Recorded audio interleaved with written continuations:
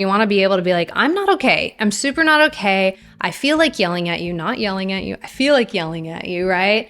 To our best of our ability, we're not lashing out. We're not taking it out, but we can feel big things. I'm not going to just come back all cool girl like, yes, well, I did feel this way, but now I've fixed it and it's a nice little, bow for you. Like being so dysregulated that we're lashing out at each other and just trigger, explode. Like that's not great, right? That is a barrier to connecting and working through it. I would also see stoicism and shutting down and completely not trying to take any of the realness to your partner. I would see that as a barrier to connecting. Welcome to the Chill Polyamory Patreon only live chat, where the first Sunday of every month, I welcome all my patrons €3 and up to come hang out. Ask me whatever you want about non-monogamy, your specific polyamorous situation, life in general. I'm around. I can talk about whatever. But I'll offer feedback and support and tools to the best of my ability based on my 13 years of experience. I'm getting up there. If you are watching this on YouTube afterwards and you would like to join next time, it is patreon.com/chillpolyamory. The link should be up here. And if you would like a one-on-one chat, if you want to just talk for half an hour or an hour, you can go to chillpolyamory.com. How y'all doing? Where are y'all all calling from or joining from? Is it morning? Is it nighttime? I've got people from LA to Australia, so I know it's tomorrow for some of you.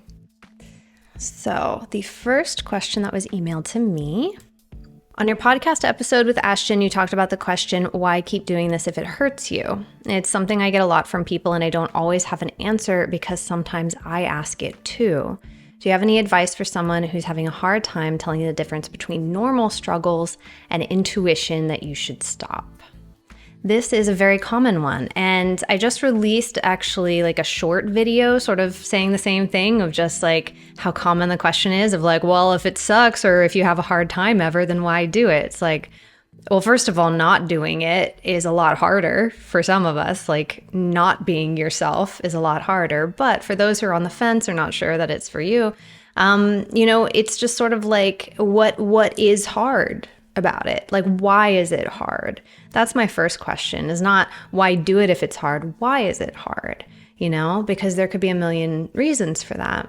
And what Ashton shared in her episode was that for her, it was a lot of guilt, that she had a lot of like messages she'd absorbed about how you're supposed to treat your body and how sex should look. And so she felt guilt when she did it differently. And she didn't want that to be what was in the driver's seat, basically, So the why of it was how she knew that she wanted to push through the discomfort and not let the guilt be in charge, And I can relate similarly. I've had a variety of different reasons for struggles over the years. Some of it was insecurity or like pain from trauma. And same reason, like, if that's what's in charge here, like, I don't want that dictating what I do, I don't, even if I choose to walk away from this person or this kind of relationship, apparently I have that trauma. Apparently I have that insecurity. I'm carrying that with me if I don't deal with it, And so it became more a conversation of like the non-monogamy or the relationship brought up that apparently this thing is inside me, and do I want to look into the mouth of the beast or not, And if you don't have time, energy, or access to support, then plenty of people say, I'd rather not, And I support that too, because I ain't in the business of telling anybody you should work on this or that, You prioritize what you got to prioritize. But I think the question of why is it hard is such good information, Because if the why is it hard is that you just hate it, you don't want this, you never wanted this, like your partner wanted it for you and it like breaks your heart, this isn't how you love, this isn't how you want to be loved, that's very different than I want this and why do I have panic attacks from my PTSD? It's like, not that those are like, those can be equally as intense viscerally, but those can have very different motives of if you decide what you want to do next, how you want to proceed. I also look for like, is there any urgency in this? Because a lot of times I equate intuition with like a calm, at peace knowing, And sometimes there's sadness and grief in intuition, or sometimes there's optimism. It's not like you're feelingless when you're intuiting something. You could hate what it is that you're realizing, but I feel like there's this peace in the center of your body. I don't know if that's other people's experience with it, but like that's very different than I'm uncomfortable and I need to fix it right now. Like that urgency of fix it, you know? Or like I'm uncomfortable and I'm spiraling and I'm desperate and I'm feeling depressed. Like, is there peace in this knowing, or is there some sort of volatility? And if yes, what is that volatility? So your answer will vary, but hopefully that can be a helpful like framework around which to like check in with yourself. Because I'm also a fan of not telling other people what they feel inside. You know, I don't want to tell you what to do with your life. You're grown. And I also, like I said, like most of you know, having been in a high control group, having that specific trauma of like other people tell you what you feel. I would say like, I'm really upset. And they're like, no, you're not upset, you know, and like literally tell you that you're feeling something different. And it was disorienting. And I was like, I never want to do even a tiny version of that to anybody. So I don't want to tell you that is your intuition, right? Like only you know if that's true. But I can ask you questions that can hopefully clarify that for you. Yeah, everything comes with risk. So the risk to pursue it, is that different? Like what is that compared to the risk of not pursuing it? You know, some people risk resentment or depression or, you know, the eroding of their existing relationship if they don't pursue non-monogamy, you know? So sometimes the risk to remain silent or the risk to do nothing, I don't know if that gets talked about as often as it should be. Okay, next question. I want to challenge the hierarchy in my relationship. Those are my values, but to be honest, it was also the reason I could feel okay. Like when I'm spiraling, I could calm down by reminding myself I'm the primary. I don't know what to replace that with. What do you suggest? I love this question. I love this question so much because it speaks to why a lot of people in polyamory want hierarchy. They want clarity, but they also want safety. I might make a short video about this soon of like, genuine question, do you want hierarchy or is it that you want safety? And have those two things been fused in your mind? Because those ain't the same thing, right? Like someone can get the ring and be the spouse and have the kid together and be like number one on you know, in the rank, but be like emotionally neglected and you're feeling like not close to each other. And this person who's just a friend actually is getting a lot of the time and attention, right? Like the rank doesn't save us at all, like demonstrably not. People leave their spouses all the time, you know? And so that's not to like be bleak of like, you shouldn't want to have this type of like marriage. You shouldn't want marriage. Like I'm not in that camp, but I'm just saying like, what is the premise false, right? Is the premise false? Because I used to want hierarchy 13 years ago. I demanded it actually. And I was like, this is the only, because it was adjacent, it was like the closest thing to monogamy and I had no other models yet and no support system yet. And I was like, I know I want polyamory, but all I can imagine is like monogamy with extras, you know?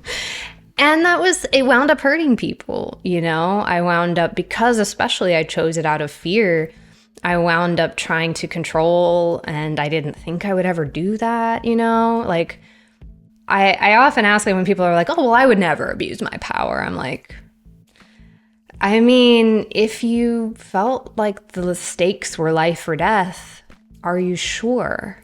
You know? So like,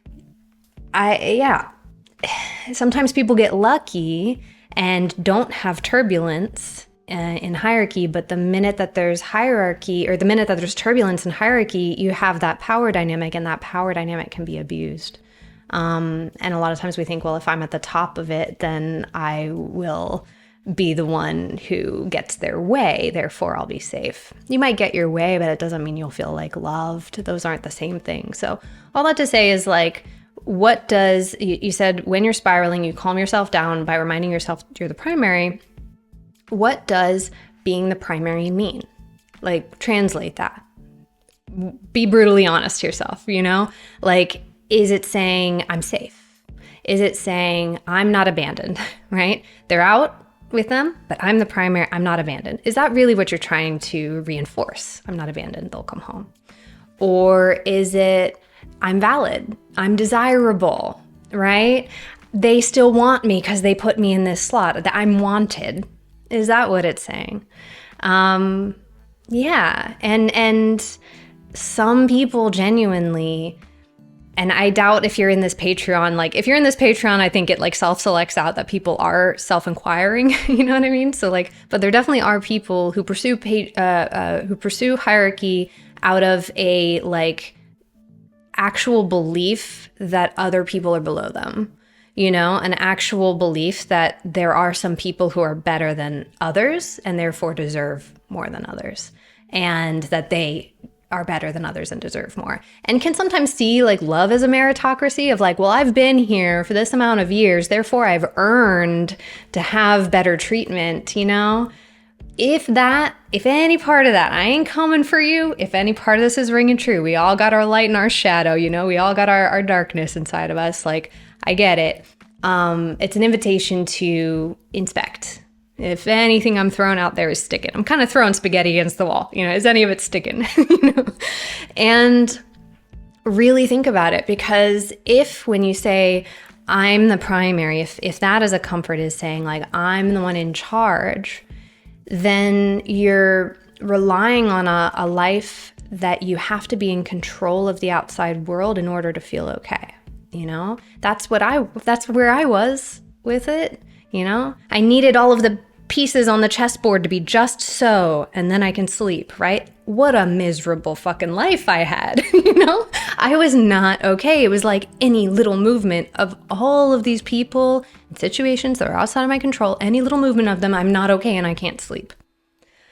I was rooting my sense of stability in all these things that were beyond my control. My partner's desire, I can't control what my partner wants. My partner can't control what my partner wants. They just notice it and decide if they're going to tell me about it or not. I can't control like the whims of like financial security and the markets and shit, and like, oh, we were supposed to move in together, but I guess we can't financially do that now. Or, you know, like there's so many things that are outside of our control. And so I really want to root my stability a bit more in things that I have control over, you know? So that's also when I encourage people to look at the desire for hierarchy, it's like, you might also have a way better time, you know? Because when we are, instead of power over, you know, which is also distancing. So I ain't ever gonna really be friends with my metas if I have power over. Not really, in my opinion, you know? There's always that, you know, threat looming if things were to go south.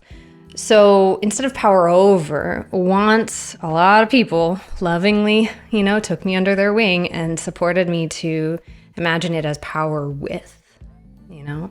There is some ego death in that, you know, we step down off the pedestal, you know, but that doesn't mean we're now in the shit and somebody else is on the pedestal. The point is we're trying to get rid of pedestals, you know, and support each other like arm in arm, you know, and that safety comes from knowing like, yeah, I'm going to give to them and expect that when I'm in need, I'll be given to, you know, and that mutuality, that's where a lot of internal security comes from these days, you know, and security comes from knowing that like, if anybody were to ask a partner, come away, run away with me, or make me your primary, they would be like, no, thank you. I don't want that, you know? So they're also not invested, or they're also invested in not putting anybody on a pedestal. It's not to say everybody has equal power dynamics and kumbaya, you know, it's like not that. We absolutely, it's a daily practice, but in terms of like, you led in the question of saying that those are your values. You want to challenge hierarchy because those are your values, so you absolutely can. And it's scary because it sounds like calming down equals being above others currently. And it doesn't have to be that way. It doesn't have to be that way forever, I promise. Calming down, could that mean being with others? You want to like beef up your support network. Could that mean investing in like yourself in a way that you're doing something that makes you come alive, some sort of passion or some sort of, you know, self-discovery, whether whatever that looks like for you. What could calming down look like if you were also arm in arm with the people around you? You know, what could that look like? Can you imagine it? And can that be a creative pursuit instead of like maybe a death sentence, you know? Like, you don't have to figure out anything alone. You're not in it alone. That's one of the things I love about this approach to relationships. There's a comment in the chat. Ego death is a rewarding thing from my experience, and I think it's fine to want to spend a lot of time with each other, and then unfortunately there's less time for others. But I think these things can get worked out without a hierarchy because maybe less time can suit someone else. Absolutely. Hierarchy is not that everyone all gets the same stuff. Not everyone wants all the same stuff, for one, but including yourself. Maybe you're with two people who both want the exact same things with you, and you only want it with one person. I only want to really live with this person. I don't think you would be a great roommate. I think we would get on each other's nerves if we were roommates, so I don't want you in that role. Okay. It's a relationship telling us what it wants to look like. How often, how close, what we literally do together, you know? There are some people that I love so dearly, and I see them once every like 2 months or so. So that is not the same rhythm and cadence as the partner that I live with, because we're great roommates and we also work together on some projects because that is compatible and everybody's happy, right? Like, and a person I see every 2 months, like, I would not make a decision on their behalf. I would not make a decision that influences them without their input. That's really when we're saying hierarchy, is that like, who gets included in decisions and who gets a seat at the table of like designing the kind of relationship that they're in? Or do they just get told that decisions were made? Do they just get told that there are ceilings to what they can build? There's no ceilings to what I can build with my every 2 months person. And if that changes and suddenly we're like in a new season and we want to make it hot and heavy, we could do that. Right? It's, are you like coming from in here out of designing something, or top down and forced designing something, you know? Yeah. Hopefully that's clear. Okay, next question in the chat. Tips on shifting from parallel style to a more kitchen table polyamory dynamic, anxiety and insecurity arising. Sure. If you have any other details that you want to add that I could maybe tailor my, feedback a little bit more precisely, happy to do that, but I can also try to speak a bit broadly. If anybody is watching this or new in Patreon who does not know what parallel and kitchen table are, parallel is that the people in your life don't really interact, they don't really know each other, and kitchen table is you all hang out at the kitchen table. We're all friends, or friendly at the very least. This person elaborated, my Metamour has never been in our shared home yet, moving more towards having shared space after 2 years. That's great. And of course, like we were talking about earlier, change is scary. You never done a thing before, so you're gonna have a faster heart rate when you do it, especially because it involves your space and a person you love, and the stakes feel high. What if I don't get along with them? It's like, yeah, maybe you've never driven to another city before, but you don't have a high heart rate because there's no stakes about if you like that city or not. But if that was the city you were supposed to move to because your partner's going to be there, then you're like, oh, what if I don't like it? You know what I mean? It can be very similar that the stakes are higher. So I do hope you'll have compassion for yourself because, we hold our breath a little bit. We want it to go well. So you've got a shared home with a partner, you've been more parallel. I often like to ask, are there ways that I could accidentally be making a person feel unwelcome, is a question I ask. Are there impulses to make a person feel unwelcome? Hopefully that rings false for you. But like I said, we all got light and shadow, and I've had impulses before to still assert, this is very much my home and you're walking in it, and that could show up in tiny subtle ways that nobody else would even notice, but I know what I'm thinking, So what are all of the thoughts you're proud of, the thoughts you're not so proud of, and can you just look at them all pretty dispassionately? Because again, feelings happen to us, thoughts to an extent happen to us, right? thoughts often are given to us by other people, or they arise out of like an attempt to comfort a stress, you know? Like this last person was saying, they are spiraling, so they're like, I'm the primary, right? That thought is intended to soothe. So if you have a thought you don't like, what is it trying to do, you know?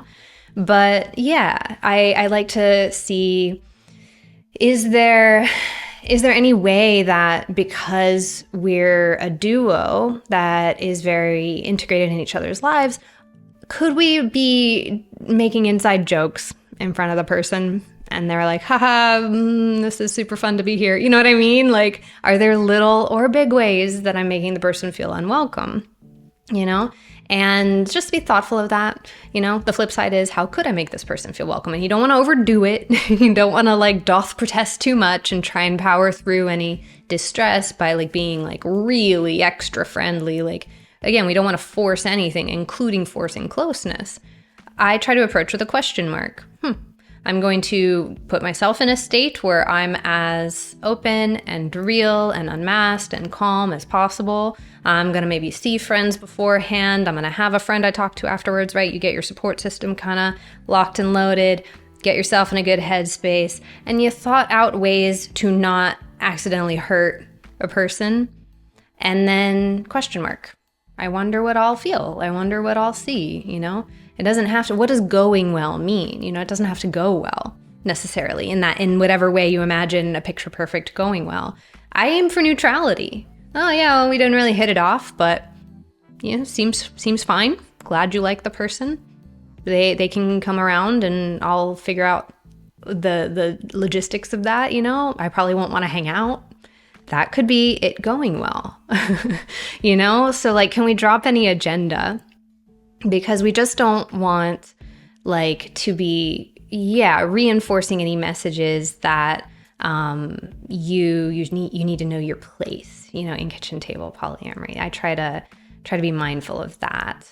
Other things to think about. Also triangulation is a thing to think about. So, okay, now you're all friendly. Now you've all met. Like, is there an attempt for a person, like a hinge partner in the middle, to, I don't know, like overshare? Oh, well, you know this person, so I'm going to tell you all about the thing they just said on the phone call. And now you know too much. And you're like, well, I was friendly with them, but I'm not like best friends with them. And would they be okay with me knowing that? Like sometimes a person can put themselves in the middle, and it doesn't always look like putting themselves in the middle of conflict. You know, sometimes they're just eager for their people to know each other, and then they're like trying to, you know, force something, or they do something that feels a little like you crossed a line, man, you know?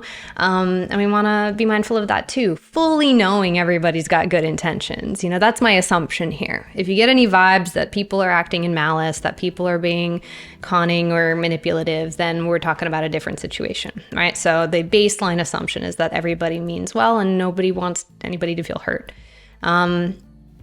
So... to let each dynamic be what it's going to be. And it's not a slight against your shared partner if you don't have chemistry, you know, with this person. It just is. Just like if you're meeting their family, you know, their extended family, you know, similar to that, I should say, not just like that, but, you know, similar to that. If you're meeting their cousins or their siblings or people they love that they're close to, and you're like, could take it or leave it, you know? And then there can be practical conversations about what does kitchen table logistically look like? Do we have a one bedroom? Do I have to like, you know, coordinate that I'll be out on nights and give you the opportunity for a sleepover at our place? You know, like you can talk about all of that. It sounds like you've got this first, you know, like this first time that they're coming into your shared space. Maybe just start with that. Anxiety and insecurity, what are those? Talk about them. Hopefully not just with your partner. Self-soothing, you know, wonder how it's gonna go. And that won't be answered all in one day, you know. Your first impression is just that, the first time. If you feel awkward, do you also feel fine saying that? That's something that I like to keep on hand. Like, you don't have to figure out things alone in your head. Like, if everybody really is on board with like being transparent. And I've said that before. I'm like, I feel really awkward. I don't know what to say. And then we all laughed. that was weirdly like such a connecting thing, because they're like, oh, thank God, I also felt awkward. Whew, you know? So whatever's true, whatever's real, do you feel comfortable naming it? Maybe you don't. Maybe it's not the time or place. Maybe they're overwhelmed and having a panic attack and they can't handle hearing about your awkwardness. I don't know the specifics, you know, so use some discernment. But all that to say is, like, if there's going to be actual relaxation in kitchen table and not performance, then can you be mindful of, like, are you actually being real and unmasked and not performing? You know? And if you are performing, it's not an indictment of you. It doesn't mean you're bad and wrong. It's just good to notice. I wonder why I don't yet feel relaxed enough to be my realist self. And how much of that is me and what I'm bringing to the table, and how much of that is this situation, you know? And it can always change. It can always evolve. I think the hardest thing, this is unrelated to your question, but like, I think one of the harder things is when I still really like my meta and they broke up with my partner and like talking to me is like something they also need space from, just because the whole like extended meta connection reminds them of me. You know, it's not like out of punishment, but I'd say that was a surprisingly hard meta thing that I did not anticipate. I did not anticipate like missing my partner's ex and then struggling to support my partner because I still really like their ex and they don't. You know, that's one that I don't think we've really talked about much. This person followed up saying, I really like my meta. Feels like so much pressure for it all to go really well. Again, what does going well mean? Could it just be normal? You know, sometimes people will try to take the pressure off. I don't know what this looks like for you, but they'll try to take the pressure off with like a shared activity, something you can focus on, right? For a first meeting of a meta. So board game nights, or you're all going to this festival that has things you can look at and hold up and show each other, right? Like, are you interacting with things, or are you participating in a group activity, maybe a group activity that needs teamwork, you know? Because yeah, you could have people over and like watch a movie or something, or just have like unstructured time, which can be the most scary in a situation like that. You can do anything, but like, is there a version of this that might take a little bit of the social stress out of it? The social stress that's inherent to meeting anybody new, especially somebody new that's important to your partner or important to someone who's important to you. There's stress baked into that already. If you meet your partner's boss, there's probably stress baked into that. You know, I want this to go well. You know, so are there like stress relievers or a version of this hangout or get together?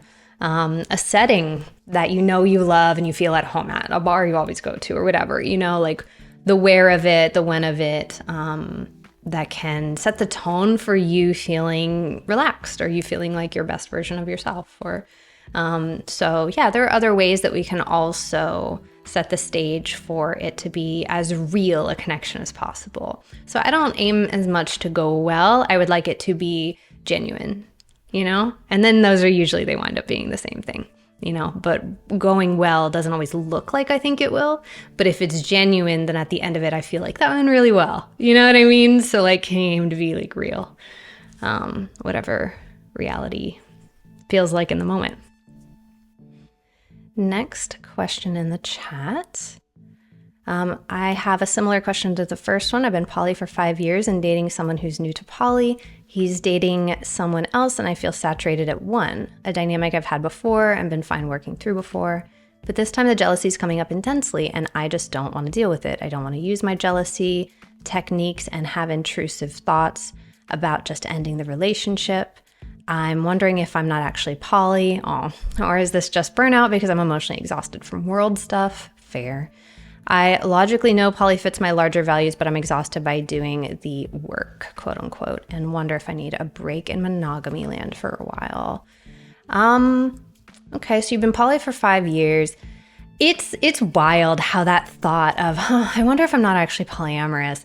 I think 3 years ago, doing this work, I had that thought, am I a fraud? Because I had a bad like week, and I was like, am I actually not polyamorous? And I was like, oh my God, it's happening right now. You know what I mean? Like that thing that everybody always talks about, and it hadn't happened to me in like a decade, yeah, it's a very common thing. And look, like I was saying before, I ain't gonna tell you who you are and how you love, but I do want to validate that like you don't have to jump to that.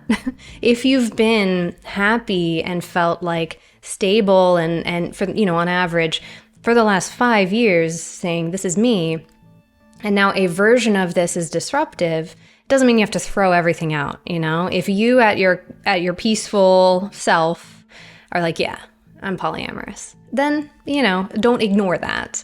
And just like when people say, like, don't make a huge decision during change or during grief, necessarily, whenever there's a lot of volatility, maybe don't land on a life-changing decision if you don't have to. I feel that same way about labeling yourself any kind of way, out of like, yeah. But in terms of stepping back from a stressful relationship, you can do that at any point, right? Like being exhausted by the world is real. It is enraging. It is exhausting. It is like a lot of us are by midday having to re-up somehow and recharge because we're already drained, and like we're all, I think, gaming it a little bit to try and strategize how we take in information, and like how we add stress and how we relieve stress. And so you're not alone in that. And if stepping back from a relationship, if some part of you knows, oh, there would be relief there and I would prefer that relief, you're welcome to do that, and you don't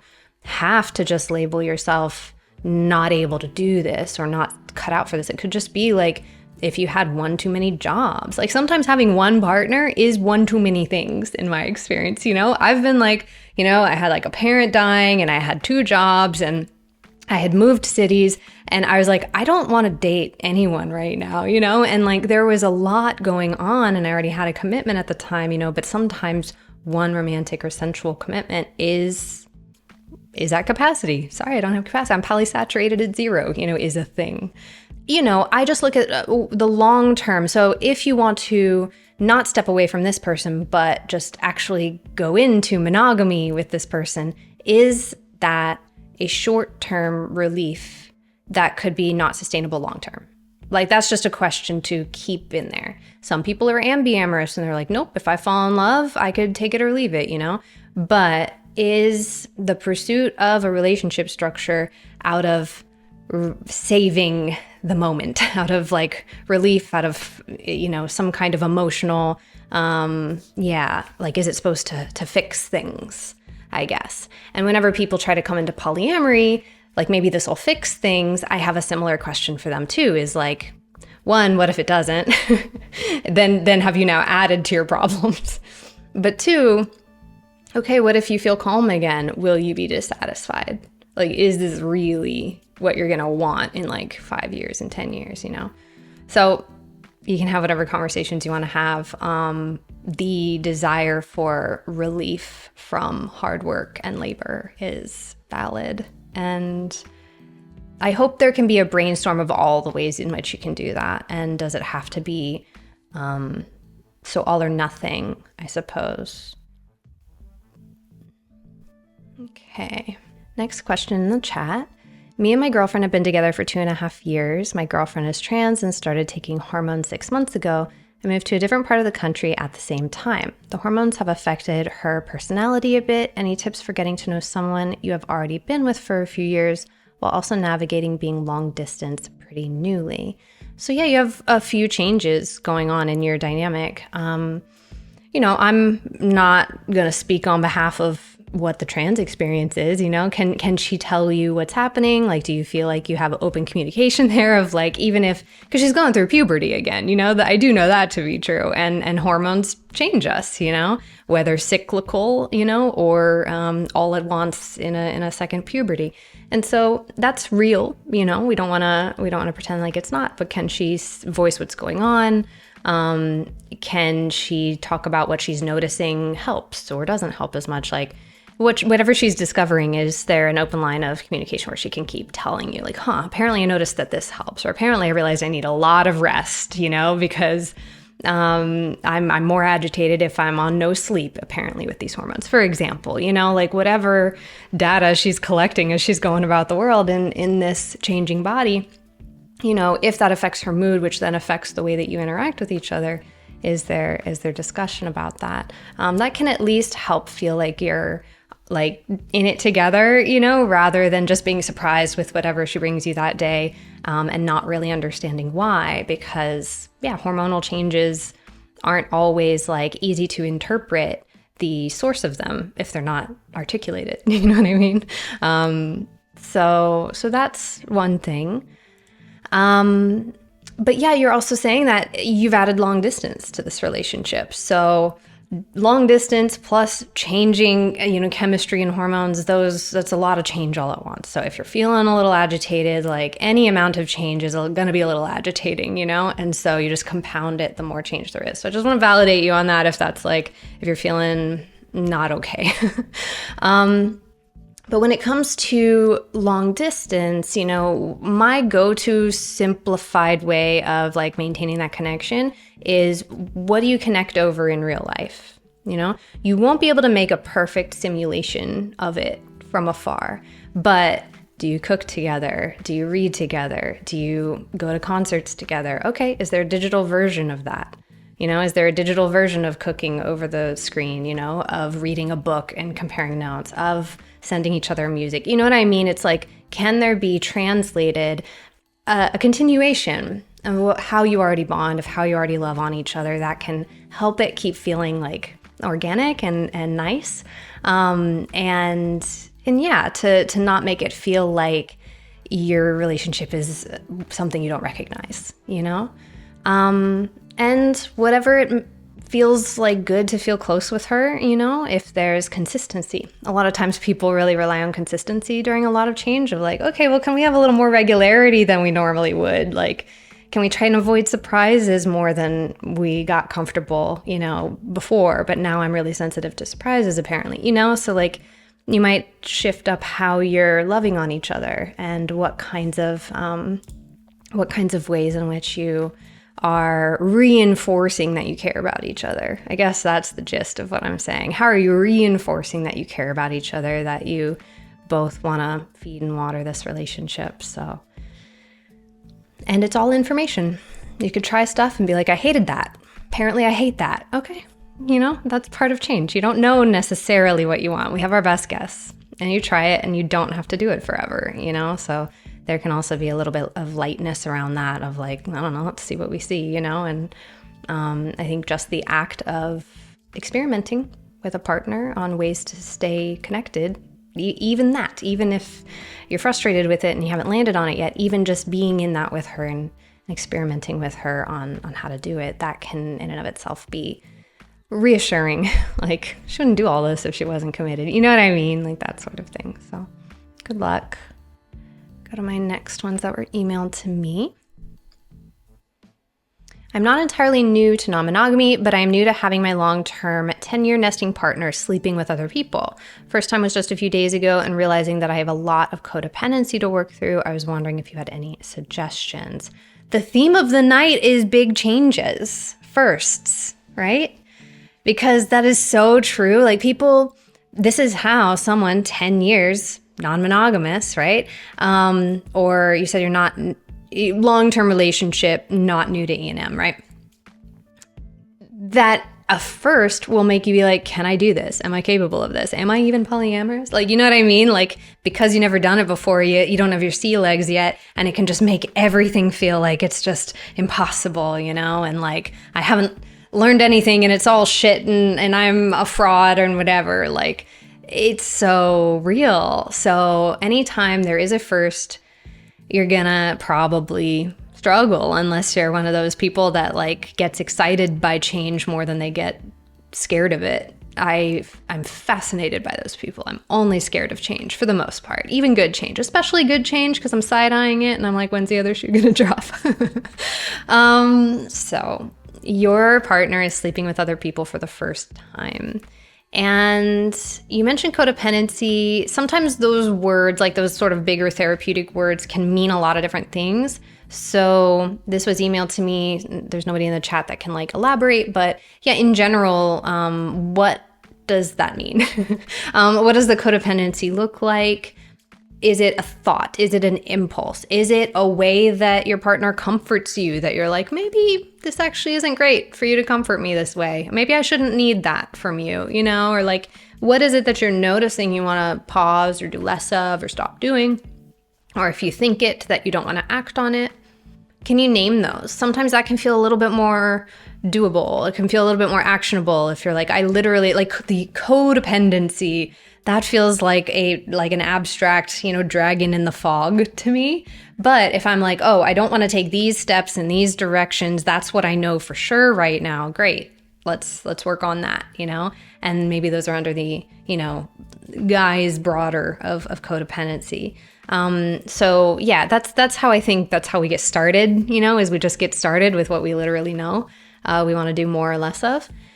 And, you know, letting go of being solely relying on one person for comfort often includes relying on other people for comfort. So you're in this Patreon, you're reaching out to folks like myself, but as well, like, is there anybody, whether online or in person, that shares your same kind of relationship structure? And maybe, I say this all the time, maybe the only thing you have in common is that, you know, hopefully not. Hopefully you can be friendly in other ways. There's a lot of like overlapping interests that non-monogamous people will have.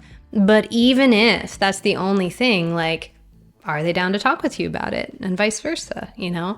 It's really important that our primary support for our partner, about our partner, is not also our partner, you know? Like, they can be a support, absolutely, you know? You're together 10 years, I imagine you have a lot of strength in the way that you interact, but like, if the issue is related to your partner's behavior, then it can be like a conflict of interest for the partner to comfort.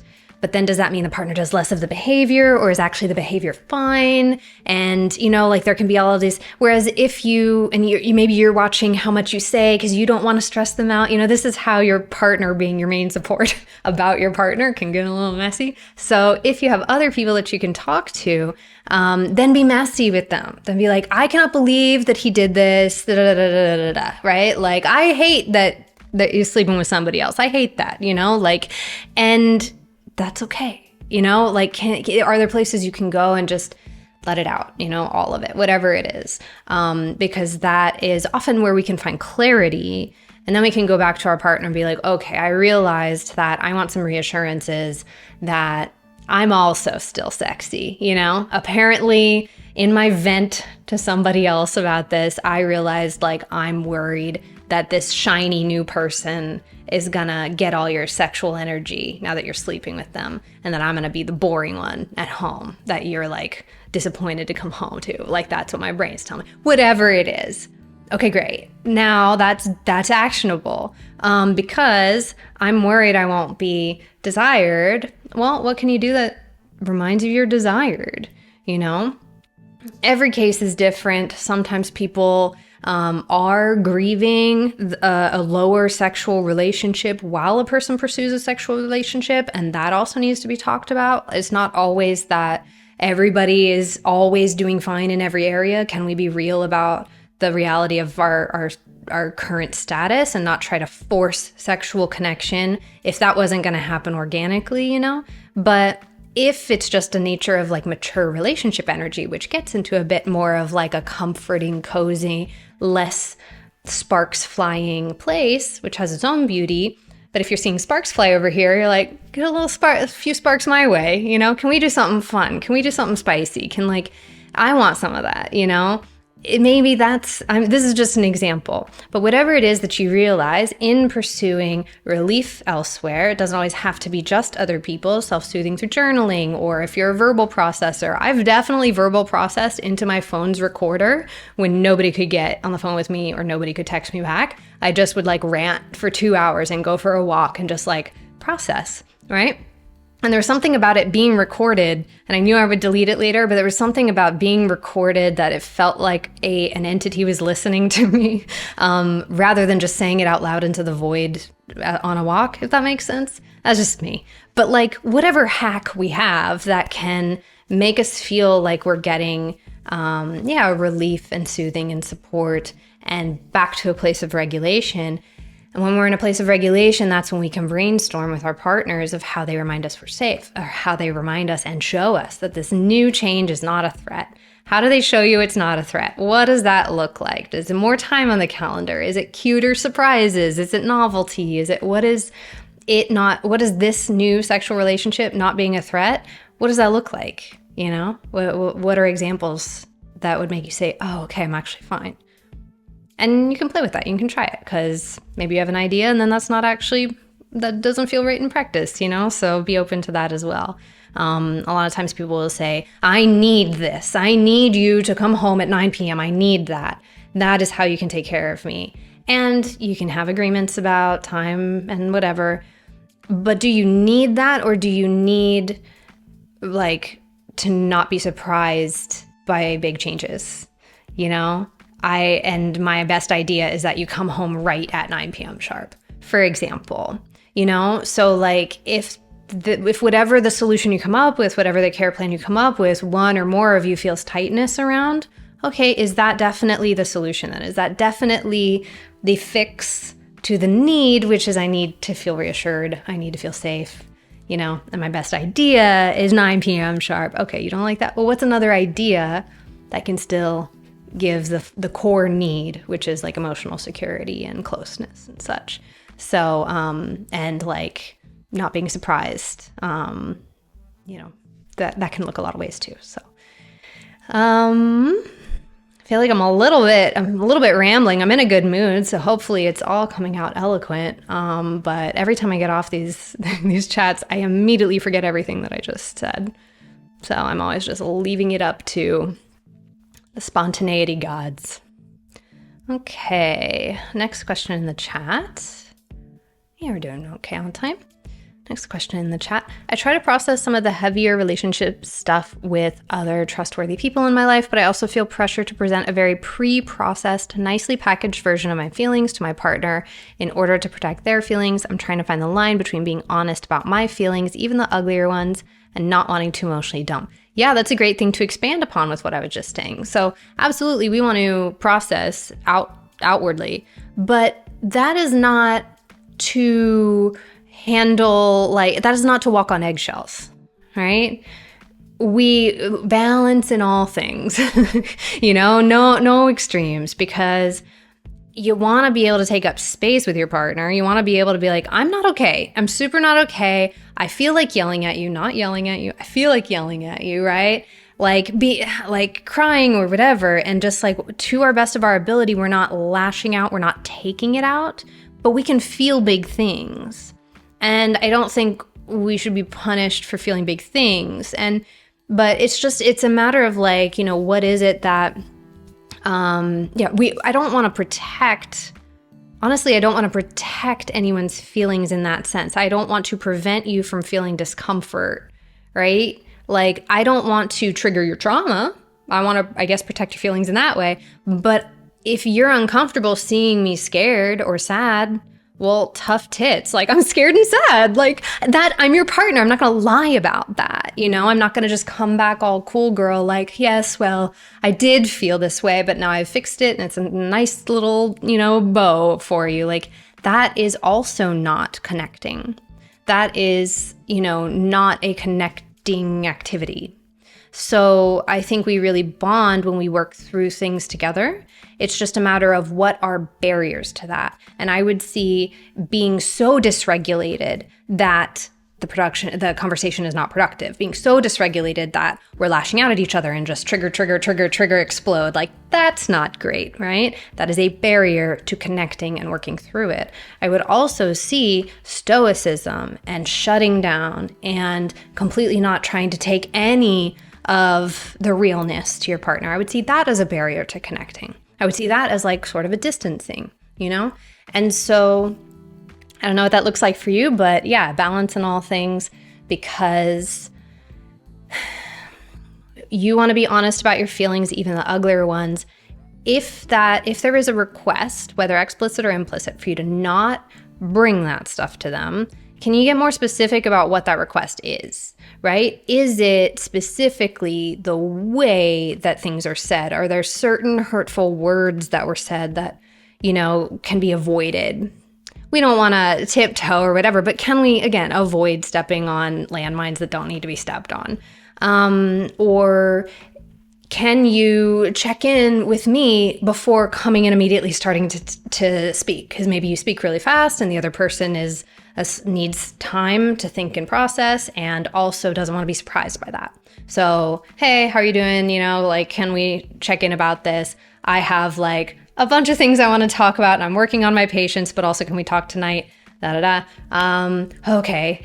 I'm stressed. I'm getting a little scared, but yes, I also want to push myself and meet you in the middle. So let me eat, let me get my bearings, calm down a little bit after work. And yes, let's talk tonight. And I will hit timeout if I need to pause and process so that I will communicate to you and you don't have to be a mind reader that if this is going too fast and I can feel myself start to shut down, then I'm gonna times out, right? That kind of thing of what part, at what point is I'm with you, I'm not. What happened? Why are you not with me, right? Is it a memory? Is it a way that I spoke? Is it, so can it be instead of, I don't want to bring anything to this person, or I don't want to hear anything from the person, either direction, instead of such an extreme take on somebody you love, one assumes, or care deeply about, can there just be a bit more precise of I don't want to be told how I feel. You did this, I could tell you were feeling that. I shut down apparently when you do that. And I get you're upset, but now you've supported me shutting down is what you did. You know what I mean? So can you not tell me how I feel? That's a specific request. That should be a doable request and that you can keep in mind. So while being upset, okay, I'm not going to do that one thing or the 5 things or whatever that we're trying to avoid. And the other person's also trying to avoid 5 things, whatever they are. So we don't want to create homework and a checklist and then we want to keep score. We don't want to do any of that. We don't want to be obnoxious about it. Balance in all things. But we do want to say not throw everything out because then it's how are you going to be close in this? You're going to go heal separately in your separate corners and come back and have only the good times together. Maybe a friends with benefits, maybe a comet, but if it's a regular partner, the only version of that is me performing every time, is me being fake every time, and I ain't trying to do that in my life anymore. You know what I mean? So if this is a person you're regularly going to be with, can there be a rhythm found and more precision about the ask? And see what you see. Hopefully that's helpful. We got a couple minutes. I think I will see if there's one more question. I have time to answer in 2 minutes. It's possible the answer is no, because a lot of y'all ask very deep questions. Okay, this could be a question I go on for a long time about, but I think I probably can give a succinct version in a few minutes. Question that was emailed to me: do you think some people are just not cut out for polyamory? I think this ties in to what we were talking about on a few of the questions tonight. It's such a thematic evening, right? Of big changes and self-doubt. And I think if a person is unwilling or unable to be brutally honest with themselves and other people, they would have a bad time trying to be polyamorous. Their partners would have a bad time with them trying to be polyamorous. So I don't think that there are people inherently not cut out for poly. I think that there are people who are gonna have a harder time and have an easier time. And I guess the only caveat to that would be abusers. Yeah, abusers are not cut out to have any kind of relationship, in my opinion, right? If somebody is gonna be abusive in monogamy, they'll be extra abusive in polyamory because there's just extra people in the mix, right? And so, yeah, I think that that's sort of separate. Not separate, because abuse can be very subtle and can look a lot of ways. But if somebody is acting in bad faith, I do not engage with them. So if you get the sense at all that any of the communication tools that you've found, that you've been working on, are just not landing, you just keep trying to make a person understand, and they seem committed to misunderstanding you, right? They seem like fully trying to get what they want at your expense, if need be, right? They are correct, and it doesn't matter if you hurt about it. They are not working with you, then I'm not gonna try to know them in any intimate way, probably even not in a like acquaintance way. That is gonna be a terrible time in polyamory, because polyamory is so much about teamwork. Even if it's parallel through and through, and I never meet any of my partner's other partners just from circumstance or whatever, it's still teamwork, because we're like, oh, well, my calendar has me over here this day. I was thinking of moving it around. Oh, yeah, sure. I want you to have time with your other partner, so let's do it like this. There's teamwork, even if you've never met, even if you aren't besties with anybody, right? There is a commitment in polyamory to everybody trying to be the best version of themselves, and everybody wanting everybody else to have autonomy and explore who they are, you know? And so I don't think the existence of struggle means you can't do it. I don't think the existence of trauma means you can't do it. That could make the road harder, but if you're committed to the work, you can absolutely get to the other side of that. Like, yeah. So I've done so much trauma work, my babies. It is 2025. I've been in therapy for 23 years. I've been doing trauma recovery work on and off for 23 years. I picked up some new traumas along the way, you know, so that threw a wrench in the works for a bit. All that to say is that sometimes people will be like, oh yeah, you seem to never worry about anything. I was like, you weren't along for the ride, you know, but like, I want to encourage you that if you are on the ride of it right now, like, that doesn't mean you can't do it. That doesn't mean you're not cut out for it. If you want this, if this is who you are, if this is how you love, and it's a hard time, then I would say, like, get more support, you know? I would say, you know, do you have the right partner? Do you have a partner who's doing this with you? Are they actually trying to be committed to understanding you and caring for you and not being selfish and not acting in bad faith? So yeah, I'd say that the only people that are not cut out for poly are people who are operating in a deeply self-serving, self-centered way all the time, and people who cannot or will not be honest, be proactively honest. That's it. Big feelings are just big feelings for now. And they can absolutely be big feelings of yesterday. Oh, it's great when you get there, and you absolutely can, I promise. It gets easier. So that's the note that I'll end on, okay? But yeah, if anything you said that I said you want me to elaborate on, or it didn't quite fit your situation, and you want me to answer a version that would fit your situation, patreon.com/chillpolyamory. I got my pen pals there, but also chillpolyamory.com. I have some openings for the springtime and would be happy to chat. So anyway, thank you so much all for being here. And I'm looking forward to next month. I will see you then. So, alrighty. Take care. Bye-bye, everybody. Mwah.